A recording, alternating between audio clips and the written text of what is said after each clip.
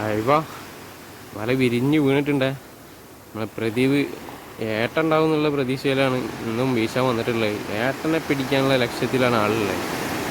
ഇന്നലെ ഏട്ടനെ പിടിക്കാൻ വേണ്ടിയിട്ട് നമ്മൾ വല വീശിയപ്പോൾ കിട്ടിയത് വലിയൊരു തവളയാണ്.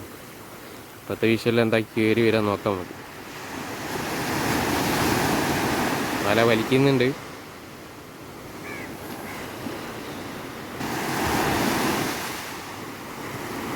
ഇതുണ്ടോ പ്രതിഭ? ഏട്ടണ്ടോ?